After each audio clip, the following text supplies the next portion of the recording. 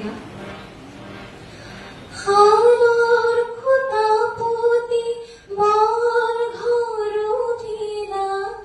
উখকৈ বান্ধিলা ভেটি হাওয়াৰ খোঁটা পুতি বৰ ঘৰ উঠিলা উখকৈ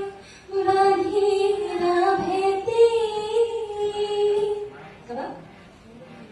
হাওয়াৰ খোঁটা পুতি বৰ ঘৰ উঠিলা উখকৈ বান্ধিলা ভেটি গছন কাটি